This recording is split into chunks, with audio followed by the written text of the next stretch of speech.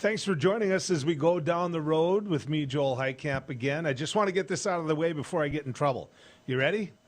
My wife, it's her birthday. Happy birthday, Susie. She watches this religiously, and she turns 60 today. So happy birthday to her. Get a chance.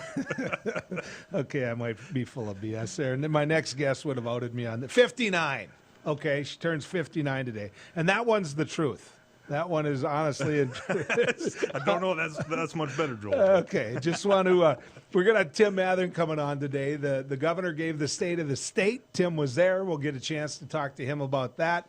A man named Mark Larson, who is about as bright as they come. Mark is he goes beyond CPA. He's a financial forensics, just a pretty bright guy. We're going to talk to him about what the IRS is doing when it comes to these PPPs. Also, we're going to get a chance to get your take on, for example, what happened in Michigan. Rudy Giuliani brought in a really good guest and a really good witness, shall we say, in Michigan that we want to make sure you know all about. But first and foremost, former state senator as well in the great state of North Dakota, and a friend. He works with me on the Mighty 790 KFGO as a talk show host, and he is the founder, the writer, the editor of ND Explains. I encourage you to take a look at it. It's absolutely a great blog, and that is Tyler Axness. Tyler, good to have you on. Joel, always a pleasure to be here. Thanks for having me. What's the big difference between 60 and 59? I mean, it's... I just, if I've learned anything, it's to never put the age when you're still sharing the happy birthdays. The ceremonies, if it's anniversaries, it's one thing. You better be sharing what year it is. Birthdays, after that 21 mark, that 30-year mark, it's okay to leave it off. But if I would have said 59 and she was 58, you would have thought that's no big deal. It's the 6 and the 0. Yeah, once you add that, 0 mark. Exactly. Trust me, because I'm a month older than her. So, Tyler, how you been, bud? Been well. Good to have you back on. Yeah, it's good to be back. It's been a pretty mild winter. I know that if you're out there wanting to ice fish or if you have a snowmobile in the shed, you're probably a little upset. We haven't got any of the snow yet, but with everything going on, I think this mild winter has certainly helped out. Should we get it out of the way right away, or when do you want to do this? You tell me what I'm getting myself into here. Well, 12-pack of Stella. That's what you wanted to start here. Yeah, it was a 12-pack of Stella. There's some discrepancy on what the perfectly fine, according to the law, bet was when it comes to the Vikings-Panthers. But according to the law, this was actually below the $20. This was. So we're well within the confines here. But there's some dispute on this whole points given and who had it. All I cared about was the W, and we threw the game away literally with Teddy Bridgewater. Tyler Axness is a Carolina Panther fan, and look. A couple of years ago, you wrecked the whole year for us. You beat us going into that Philly game, so then we had to go on the road for Philly. And how was that experience out in Philadelphia? Going to the Philly game was great. Their fans are so supportive. They hug you. Thank you for coming. Yeah. A warm welcome. Ask Carson Wentz the last few weeks. Bottles of human whatever on you. I mean, terrible. I've never seen a group of worse people in my life than Philadelphia Eagle fans. You didn't feel that brotherly love that they're known for. But the place we were staying, the hotel, I think I've told you this before, but we haven't told the great audience here down the road, had Charles Barkley at it. And so every night Charles would come into the same place we did and hang out. The first night it was like, hey, how you doing, pictures, that kind of thing. The second night was, hey, how are you guys? And the third night it was sitting with you. And the fourth night it was, hey, Joel, how you doing?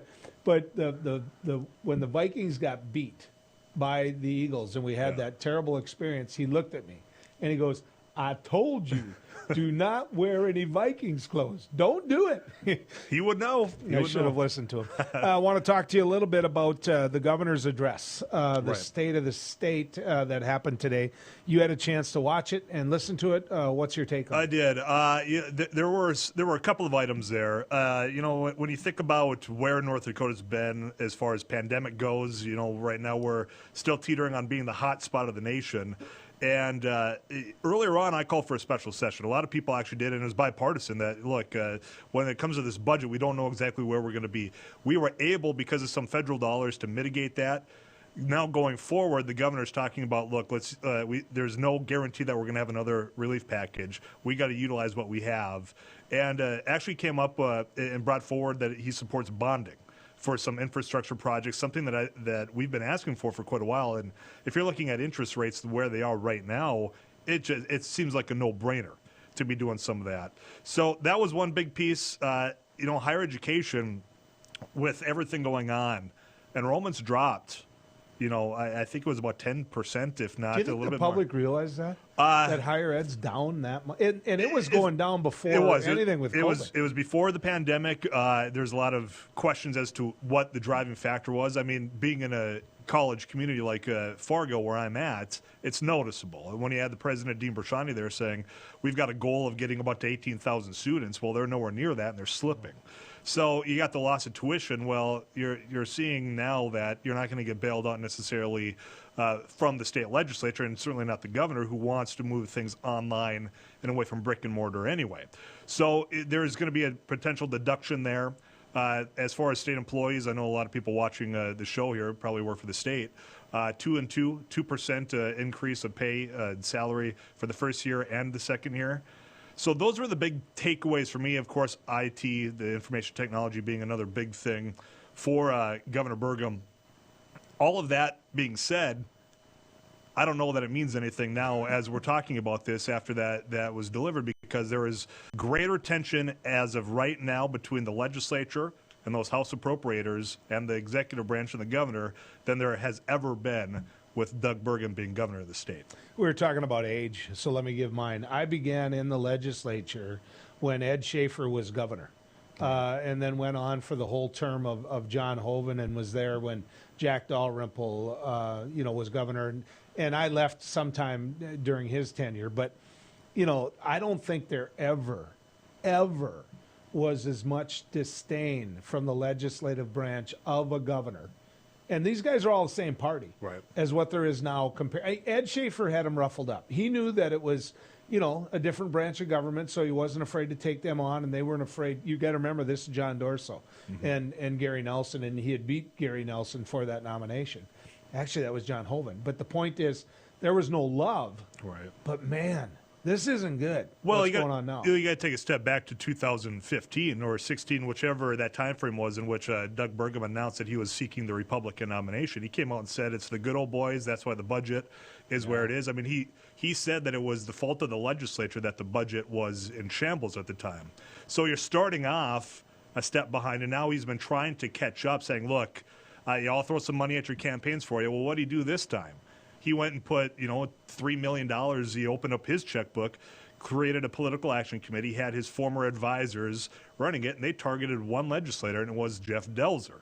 It's because Jeff hasn't exactly gone with what the budget wishes of Doug Burgum's administration is. Well, I mean, you could not write this into a plot, and if you did, I would stop watching about halfway through on TV. Made for TV. Put it on the Lifetime channel. Is how many roller coaster twists and turns there was. Jeff Delzer gets beat at the primary. We all know the tragedy that happened to Dave Andal. That was the successor, going to be of Jeff Delzer, passed away COVID-19. Well, then you'd think that was going to be the final stone in this whole saga. Well, Doug Burgum took it a step further by using the official letterhead of the governor's office to say, I'm appointing somebody to that seat in the legislature. And, of course, ultimately lost in Supreme Court. Wayne Stensrud came out with a very interesting... Heated. They're heated. Heated to be a rebuttal and public comment. If he comment. had just walked across the hall, I could have told him, you can't do this. And now ultimately Jeff Delzer's back. And the worst nightmare that was coming from the governor's mansion on North 4th Street in Bismarck was that Doug Burgum would be delivering his address today. He would look up from that podium and see Jeff Delzer with a red marker crossing off sections of that budget. Yep. That's what happened today. Jeff Delzer will be the chairman of the House Appropriations Committee, which is the most powerful committee, period, bar none. And so Jeff Delzer is going to remember all this. And, at the state of the state today, and I realize COVID can play a role in this, but there was less people in that chamber than what it would have allowed. And I don't know what happened after I saw that, because I was doing a radio show and I'm looking up at the corner of my eye. But in your case, you got to hear it. How many standing O's did he get? There was very few. You had the shout-outs for the healthcare workers, shout-outs for teachers. I know the governor did a shout-out for the First Lady. Those got the ovations, very muted in there. You're right in essence that there wasn't a lot of people in there. I know that the Senate was watching in their chamber, which is unusual. The whole thing just felt flat. But I think part of that is the expectations from what I was hearing yesterday from lawmakers saying, look, people on both sides of the aisle, no one's eager to hear about this budget situation. Nobody's really jumping for joy to watch the governor come in and give what his vision is for the next 2 years. So I'm Dean Brashani, president of NDSU, or I'm the head of Red River Human Services, or pick something where the state put some money in. And the state of North Dakota is coming out with the attitude of, we're going broke. We've got less money coming in. We can't do anything about this. We got to cut, slash. This budget's got to go down 10, 15%. And then I'm looking at what's in the checking account. And I look at the legacy fund, and where are they at? They're at $7 billion now? Yeah. I mean, are we really broke? No, we are not. But and that's what there was one line that I wrote down. In fact, it was the first line I wrote down from the speech, that the legacy fund was not intended for day-to-day operations. That's a quote from Doug Burgum. So leave the legacy fund away from the day-to-day. If there's some legacy project out there that we could fund through bonding with the interest accrued, then I'm in favor. But other than that, don't touch it. So let me add to that then. If it's one-time spending, if it's infrastructure-type spending, in the 30 seconds I got left, I'm going to make this point. He still isn't going to get the money for the library from Jeff Delzer he wants. There was enough wiggle room in the last legislative session to say, well, you get some commitments and we'll think about it. Tyler, always good to Thanks, talk Joel. to you. Thank you. When we come back, somebody that was there, Tim Mathern, state senator from Fargo. We're going to visit with Tim about what his priorities are this legislative session, right here down the road. Howdy, folks. It's the County Line Cafe. I reckon it's time you're due for a hearty meal. So saddle up for the day with one of our Hey Boston breakfast homemade soups. Fill your grill at a salad bar. Sink your teeth into our famous County Line burger and barbecue ribs. Top it off with spoon-rattling pie with a cum roll that's sure to put a smile on even the toughest outlaws. Shake the dirt off the boots each night and warm up with the gang. Tell them about it, Stacy. I can't wait to see you at the County Line. Capital City Restaurant Supply is your one-stop shop for quality restaurant products for the large to small kitchens. Commercial-grade restaurant and bar supplies, limb game processing equipment, refrigeration, dinnerware, and smallware.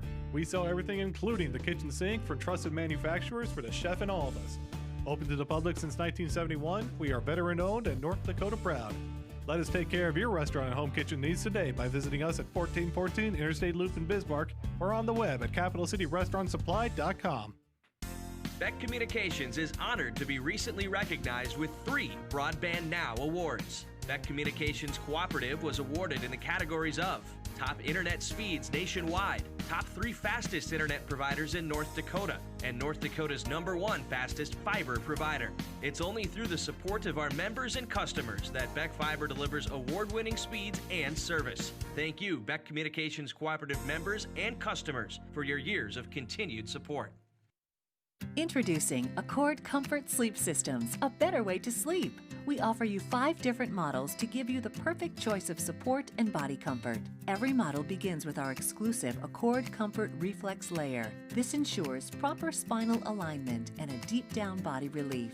Our 8-inch Whisper Breeze provides a medium firm feel, and our 10-inch Gentle Night model has a quilted top, giving you a medium plush comfort.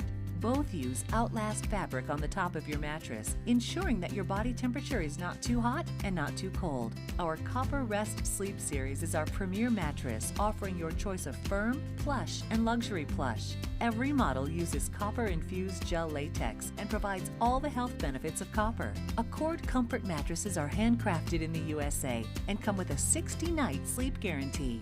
You're going to love sleeping with us. Order today exclusively at AccordSleep.com or Tom's Home Furnishings in beautiful downtown Harvey.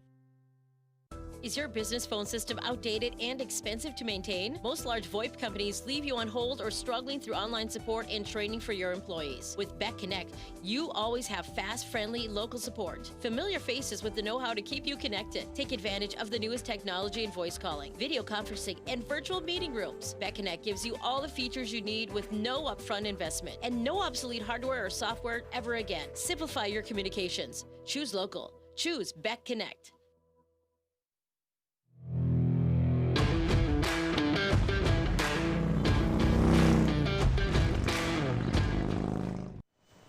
You know, there's certain people you serve with in the legislature that you get to know, and you may not have known ahead of time, but you really get to know.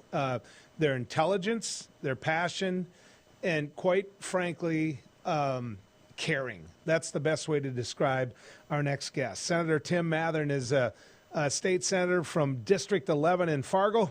Senator Mathern, good to have you on. It's good to have you, and I just miss you so much in the North Dakota Senate. I miss Larry Robinson. I miss Jim Dotzenbrod. I miss John Grabinger, senators who worked across the aisle and cared just like I. And I just wanted people to know that we miss those senators very much. Well, I think by the end or close to crossover, which for those who don't know what that is, that means all the Senate bills have to be in the House, all the House bills have to be in the Senate that are still alive. By the time they get to crossover, I think they're going to find out how much the majority party misses them as well, because there's work to all this, Tim. There's lifting to all of this. And if you're representing Valley City State, you lost a huge advocate in Larry Robinson. And if you're the Veterans Home, you lost a huge advocate. If you're in Jim Dotzenbrod, and if you're the state hospital, you couldn't get anybody better than John Grabinger. And these things they're elections, they have consequences, but it must feel different out there, Senator Mathern. Yeah, it's interesting to see the masks and the shields and who's for the rules for wearing masks and who's against and what we're going to do. It's a dramatic, different legislative session, but we're all people who want to serve. We're all people who want to do what's right, and we're going to move through it. So the governor's state of the state today, give me your take on it. Well, you know, I found a wonderful batch of things in there that Democrats have promoted. In fact, bonding. I mean, it's like, duh. I mean, in the beginning of the summer, I recommended we have a special session and we have bonding in there. The cost of money is the lowest ever. And he's got that in there. Unfortunately, we're going to be about a year behind by the time to get us all done. The interest rates are going to go up again. But anyway, it's a good concept in there. And the plan in there about doing some things about legacy and having a long-term plan for that, that's positive. Again, it's something that we propose as Democrats.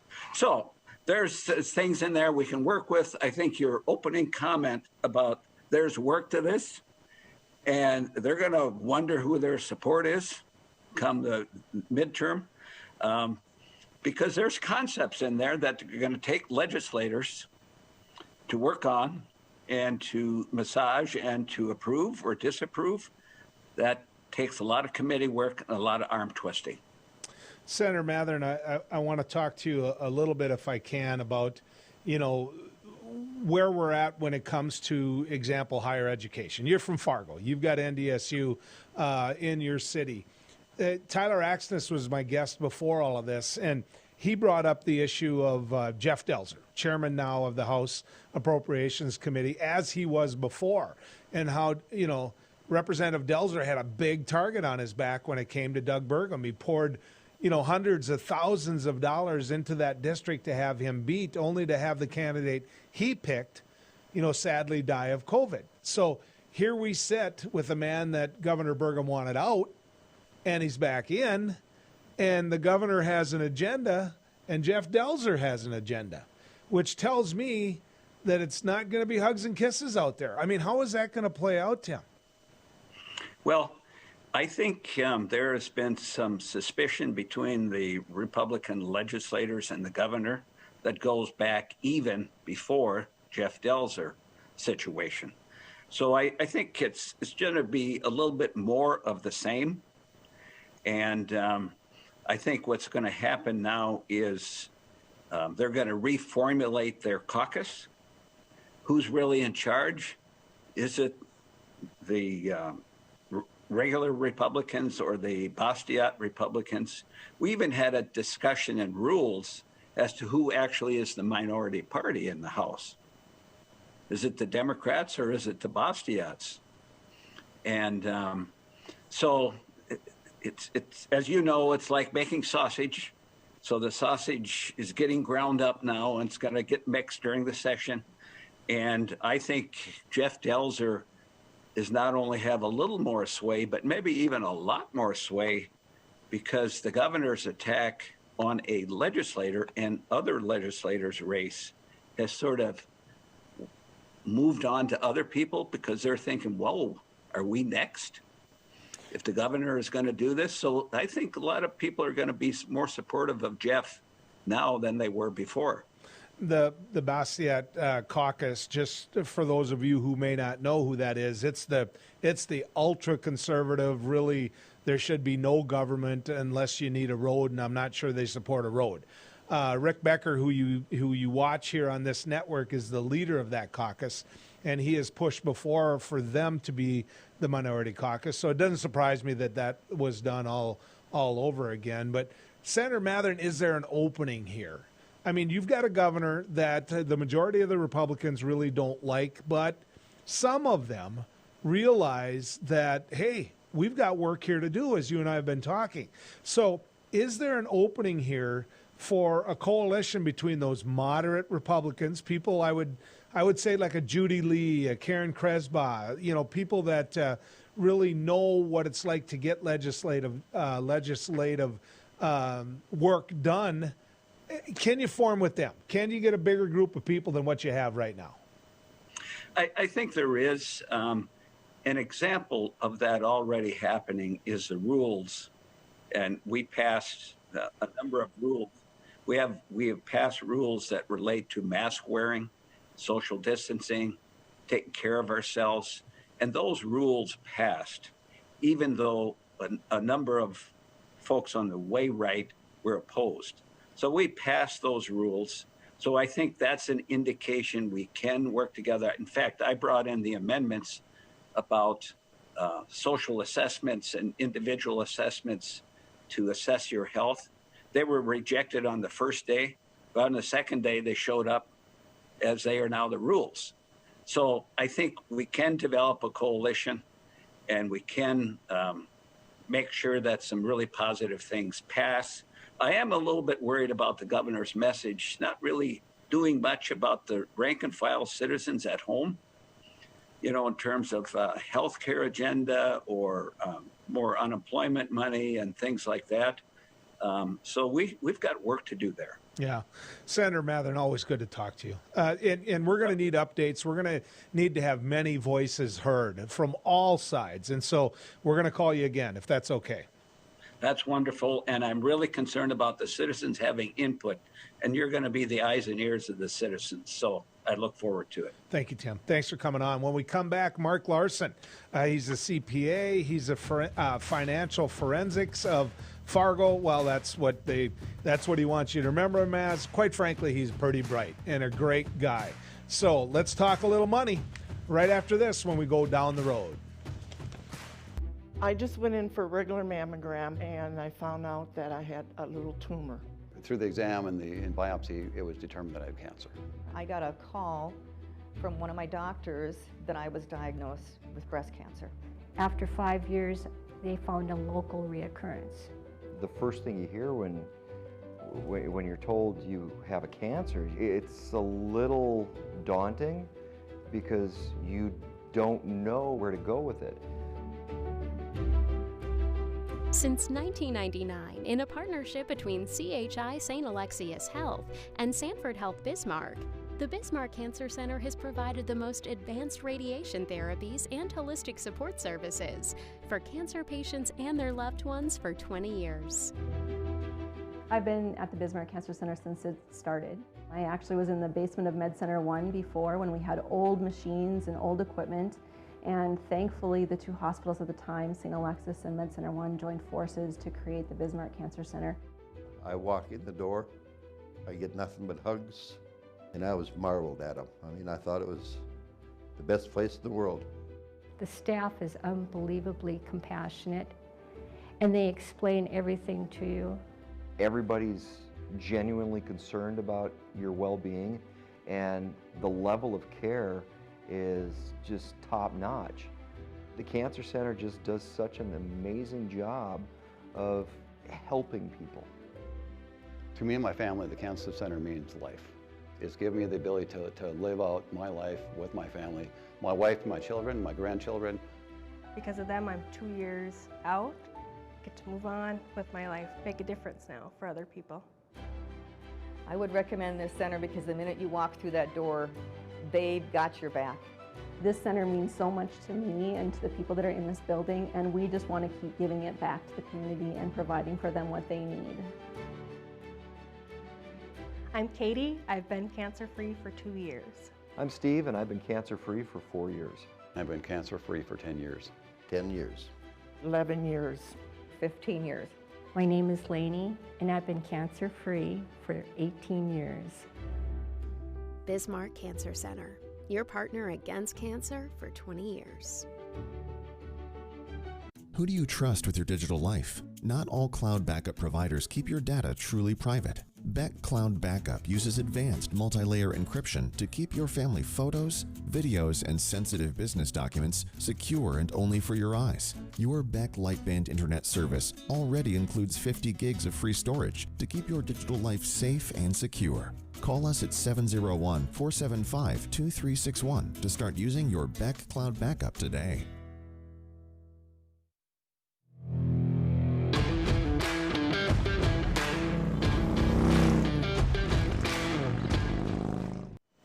Welcome back to Down the Road. The next individual I'm going to bring in and make sure you get a chance to know of is, and he's going to be mad at me for introducing him this way, but he's a Hall of Fame football player at Fargo South. And he's going to be like shaking his head, but I've known Mark for quite a while. Mark Larson, CPA, Financial Forensics of Fargo. Check him out. Do the Google, and you're going to find one heck of a guy. Mark, good to have you going down the road with us. Thanks. It's great to be here always. You knew I was going to say Fargo South in football, didn't you? I mean, you knew that. It's like fleas. I just can't shake it. I want to talk a little bit, if I can, about the IRS. They've said that businesses cannot, and not being the key word there, deduct expenses such as payroll and rent paid for with the money from the Paycheck Protection Program. I've been calling it PPP. Of the CARES Act. What does that mean, Mark? What does that mean for the average business? Well, it means trouble, Joe. There's a lot of uncertainty. There's an issue of timing, and it's really kind of counterintuitive to what we think Congress's intent was when the PPP program was rolled out. Here's the thing. They're shut down again, many of these, Mark. I mean, right. And then to get word that, oh, by the way, we're going to ding you again. I mean, it's brutal. Well, and the money is spent, and there a lot of businesses are hanging on by a thread, if not in the process of shuttering their doors. So wasn't this known? I mean, how do you not know this before? I know the income that I have. I mean, you take care of me. You do all you can to make sure I don't end up in jail. And quite frankly, if I do end up, it ain't going to be on you. But how I know what's income and I know what's taxable. I mean, how do you send this out to folks and say, look, this is to keep you going. This is to get you back on your feet. And then in the end, just kind of sneak through we didn't tell you. We're gonna charge you taxes on this. Well, the insulting thing or the troublesome thing is when it was rolled out and there was mention of the PPP program and the forgiveness attached to it, they made it very specific. this forgiveness is not going to be taxable. So it was like a grant, if you will. Okay? So then we go along and the program gets administered, the funds get dispersed, the businesses try to hang on, and the IRS remembers an old code section that's been around for a long time that says, if you incur any expenses in association with tax-exempt income, those expenses aren't deductible. That's really the crux of this issue right now.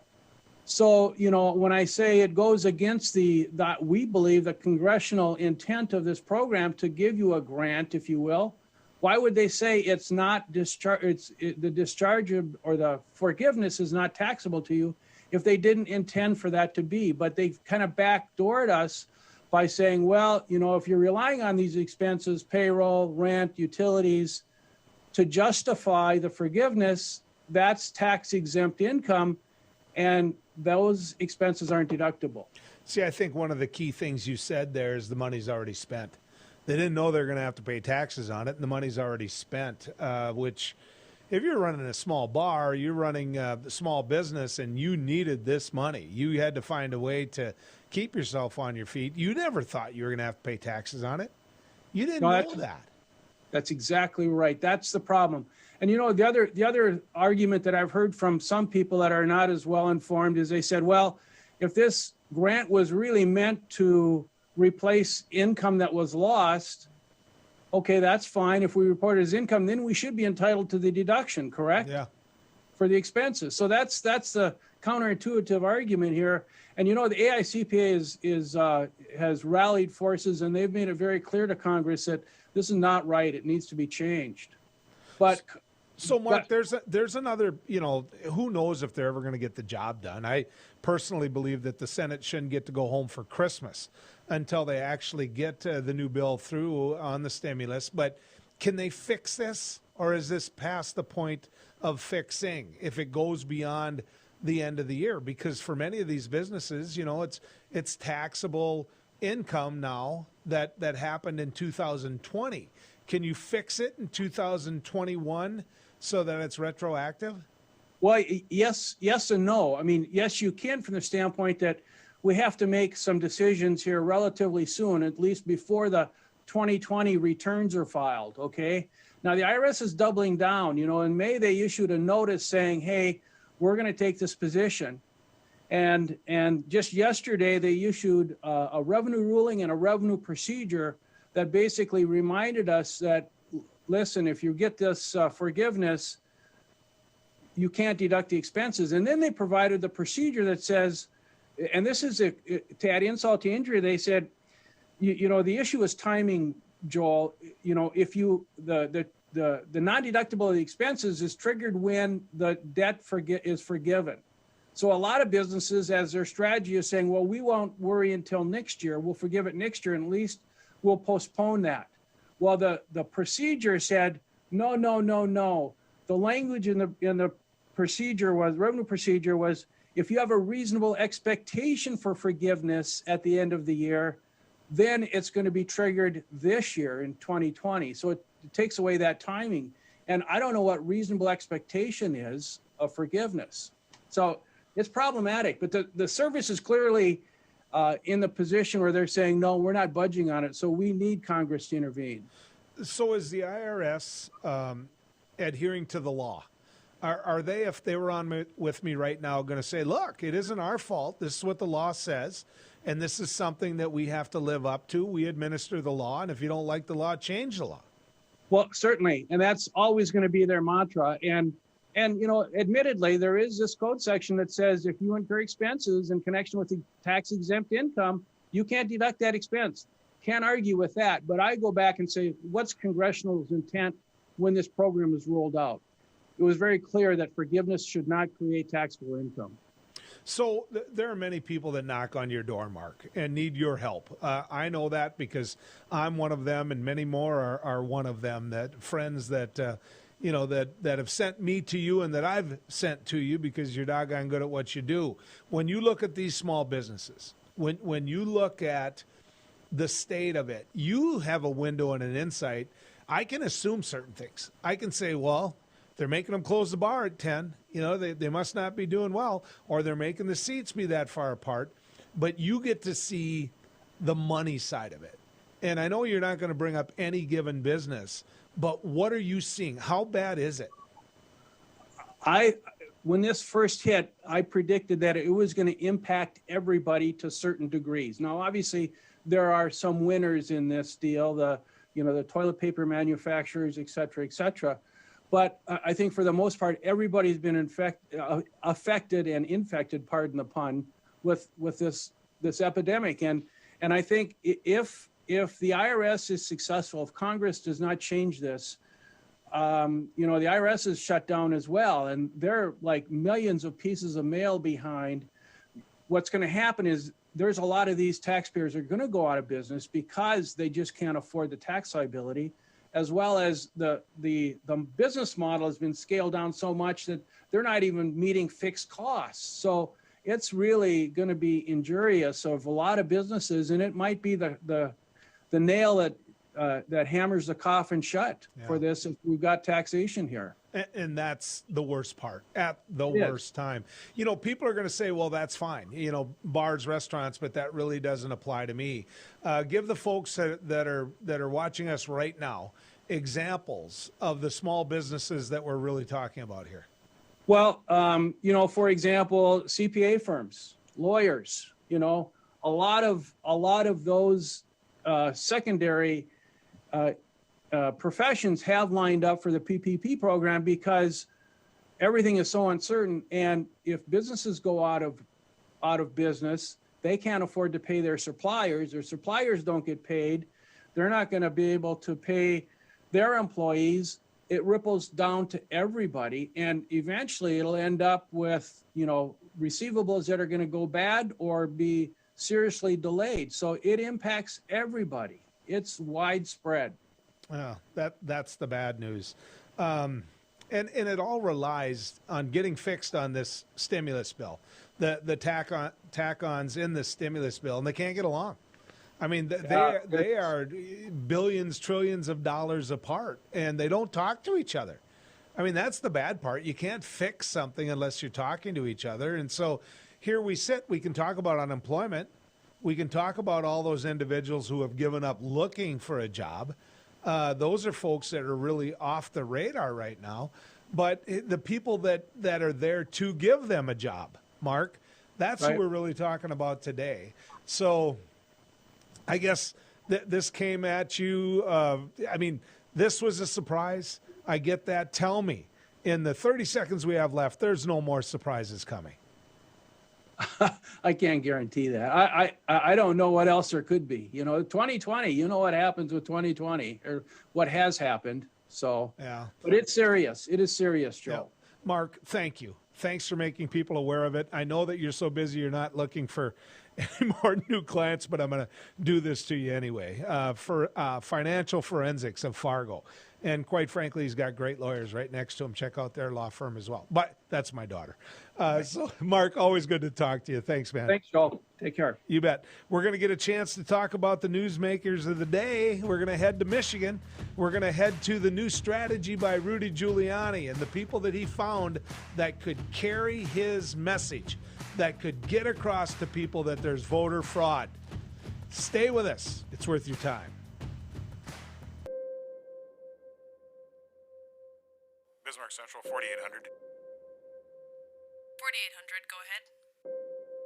Requesting social services on-call team. Stand by. 4800 social services requesting additional information. You can advise social services that we have an 18-month-old female who was in a residence with a mother, now being transported to medical care for overdose.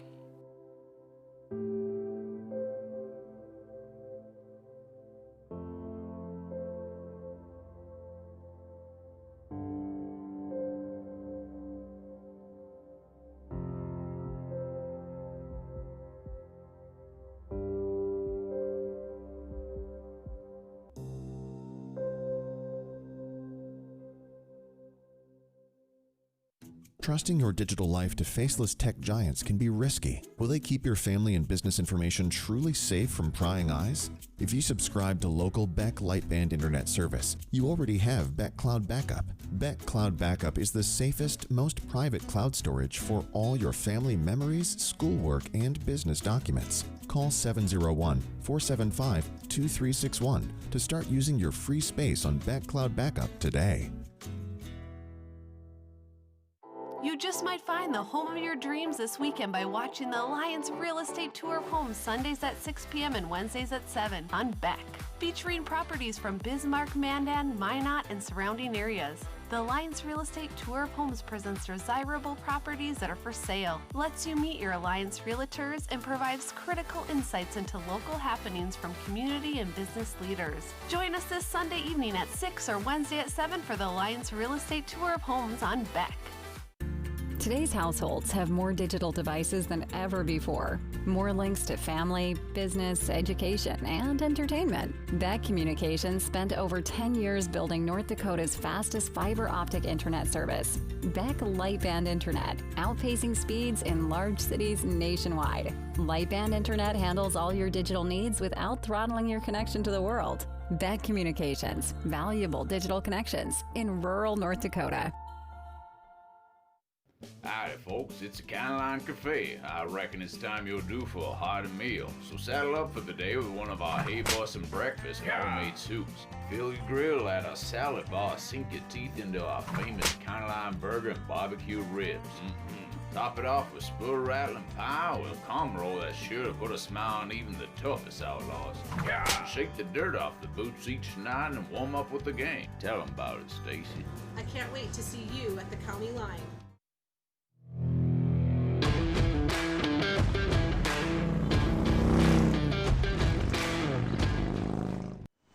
Good to know you're still with us, heading down the road. There's a couple of things in our Newsmaker segment that I want to get a chance to talk to you about. Now, the case is being made by Rudy Giuliani and a team of lawyers that the election was stolen, that it was fraud, that, you know, there were just a lot of people that were breaking the law when it came to this election. And so if you're going to make that case, you're obviously going to go to states where, you know, you're going to look at where you think something was wrong. Okay, look at Georgia. I don't know if it's twice or three times now. It's for sure twice that they have paper ballots and they counted them by hand. I mean, they're sitting there looking at the ballot like this, and they're checking it out, and the next thing you know, they got the ballots counted. And so there's been a recount, and Donald Trump still lost in that recount. Understand the word lost there. Never thinking he'd lose Georgia, but he did. So let's look at Michigan. Michigan is one where the vote total was even wider, where he lost Michigan by a bigger margin than what he lost Georgia. So you can claim I won. Heck, I remember doing that in high school. Oh, we won. No, we won. Oh, we should have won. You know what? He lost. But let me give you an example of the strategy that they're using. They're just trying to muddy the water here, just trying to make sure that they make you think that they didn't lose. This is a hearing that was held in the Michigan State House. The gentleman that you're going to see question this witness that Rudy Giuliani brought in, the question that you're going to see question this witness, I shouldn't say question, but this state representative is just trying to get to the bottom of the log. Now, he's a Republican. He's a Republican. The woman that he's questioning is a poll watcher and somebody that worked in the polls. That is a Republican. She's sitting next to Rudy Giuliani, who is a Republican. And you'll see in this footage that Rudy tries to get her calmed down. He tries to. Doesn't work. But this is the type of individuals that are making the case that there was voter fraud. Just watch this. The poll book is completely off. Completely off. Off by 30,000? I'd say that poll book is off by over 100,000. That poll book, why don't you look at the registered voters on there? How many registered voters are on there? Do you even know the answer to that? No, I guess I'm trying to get to the bottom of this here. Zero. There's zero. So my question then is if the Guess how many? Wait, what about the turnout rate? 120%. Let's let Representative Johnson ask his question, please. So the poll book number, okay, there's two things that could happen here. Either the poll book number, if ballots were counted multiple times, there's two options. Option number one is that the poll book numbers are not going to match. They don't. The actual. Not by thousands and thousands of votes. That's not what we see right now.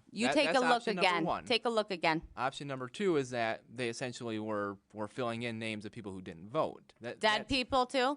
So is that? Let's I guess, let is that Representative your suggestion? Johnson ask his question, and then when I he's thought that done. was his answer. Okay. Well, I guess that's my question here is why we're not seeing the poll book off by 30,000 votes.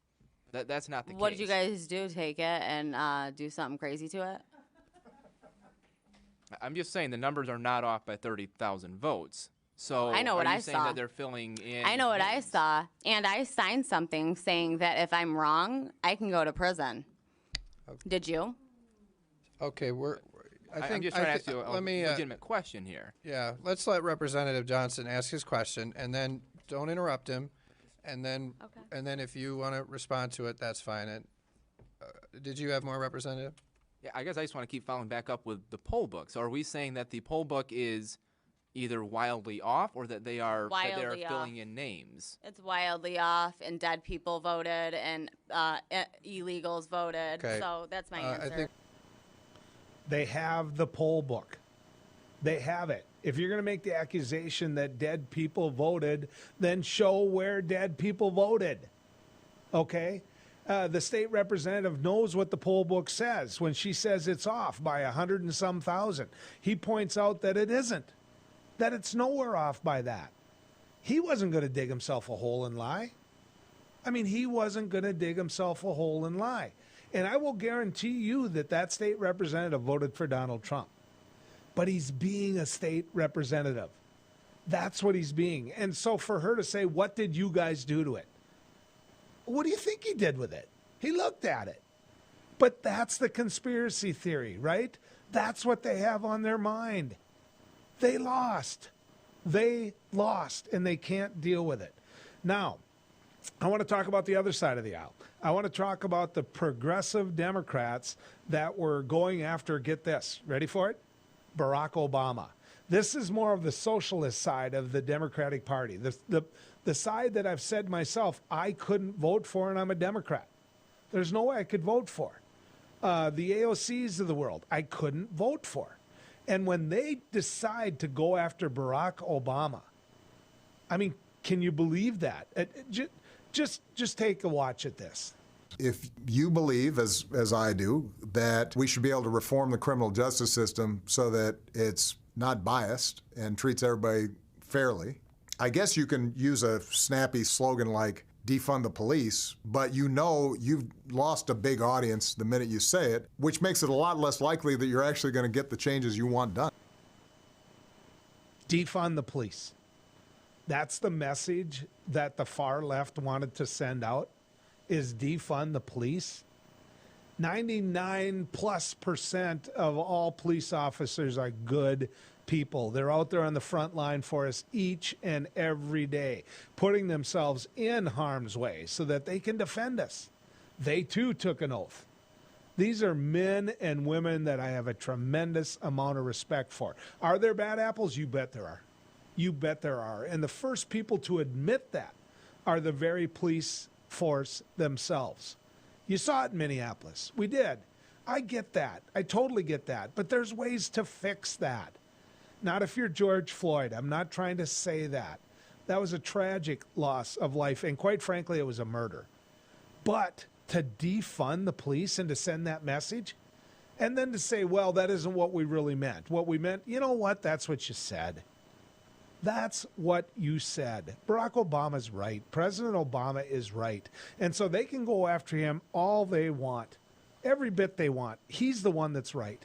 And in the end, he'll be the one that wins when it comes to that discussion. Those people like the four House members that are just ultimate left-wingers, they're going to be the losers because for their district, they're not getting anything done.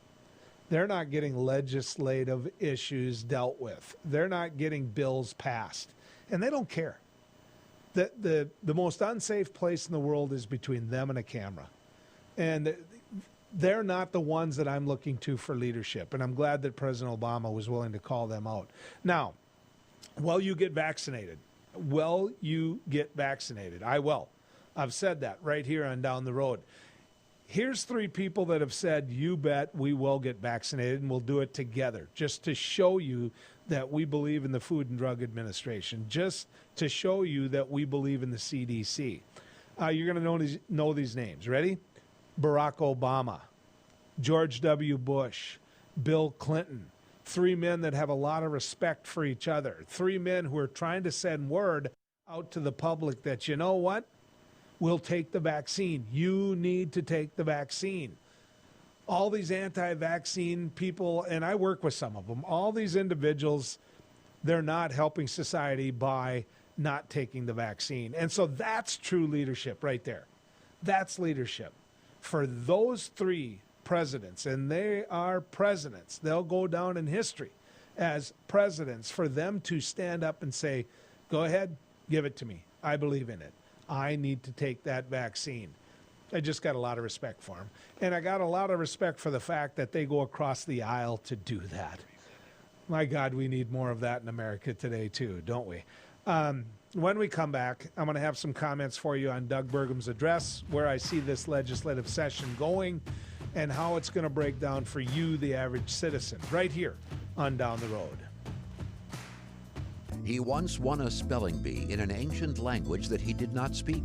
He is the only man to ever earn extra credit on an IQ exam. His academic degrees are considered legitimate spending currency in 22 nations, 2 principalities, and at Chick-fil-A restaurants in the United States and Western Canada. I do not always engage with education programming, but when I do, it is the Dr. Duke Show. Stay educated with the Dr. Duke Show, weekdays at 4 p.m. on Beck News. Introducing Accord Comfort Sleep Systems, a better way to sleep. We offer you 5 different models to give you the perfect choice of support and body comfort. Every model begins with our exclusive Accord Comfort Reflex Layer. This ensures proper spinal alignment and a deep down body relief. Our 8-inch Whisper Breeze provides a medium firm feel, and our 10-inch Gentle Night model has a quilted top, giving you a medium plush comfort. Both use Outlast fabric on the top of your mattress, ensuring that your body temperature is not too hot and not too cold. Our Copper Rest Sleep Series is our premier mattress, offering your choice of firm, plush, and luxury plush. Every model uses copper-infused gel latex and provides all the health benefits of copper. Accord Comfort mattresses are handcrafted in the USA and come with a 60-night sleep guarantee. You're going to love sleeping with us. Order today exclusively at AccordSleep.com or Tom's Home Furnishings in beautiful downtown Harvey. Capital City Restaurant Supply is your one-stop shop for quality restaurant products for the large to small kitchens. Commercial-grade restaurant and bar supplies, limb game processing equipment, refrigeration, dinnerware, and smallware. We sell everything including the kitchen sink for trusted manufacturers for the chef and all of us. Open to the public since 1971, we are veteran-owned and North Dakota proud. Let us take care of your restaurant and home kitchen needs today by visiting us at 1414 Interstate Loop in Bismarck or on the web at capitalcityrestaurantsupply.com. My name is Rich Shook, and I lost my best friend in a grain bin accident. Some of the emotional scars that when these incidences happen just resonates throughout the community like dropping a rock in a pond. I guess I'll never forget.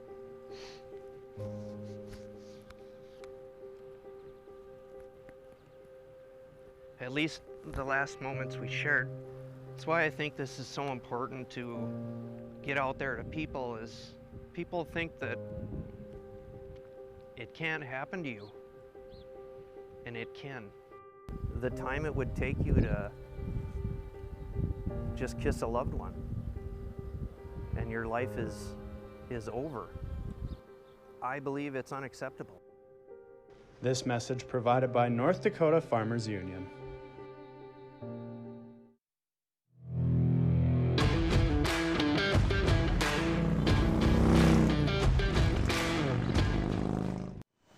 Well, Governor Burgum gave his State of the State address. When I was in the legislature, I saw a lot of those, and each one had a little bit different message.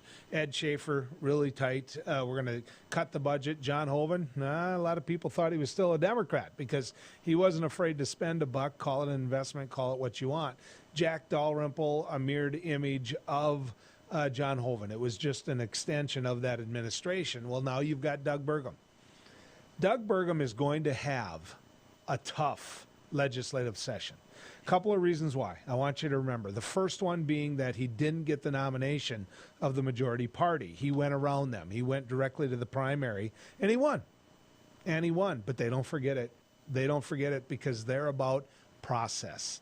They're about control of the GOP being handled by the leaders of the GOP. And Doug Burgum went right around him, ticked them off. And it shows. And it's really going to show this session again. Then one more, because Doug Burgum couldn't get along with Jeff Delzer, chairman of the House Appropriations Committee. He went after him. He put hundreds of thousands of dollars in an effort to make sure Jeff Delzer doesn't get to be a legislator again. And then the candidate that he supported tragically died of COVID. And the next thing you know, Jeff Delzer is back in the legislature. All that after a lawsuit, I might add, that Doug Burgum lost, saying he got to appoint that seat.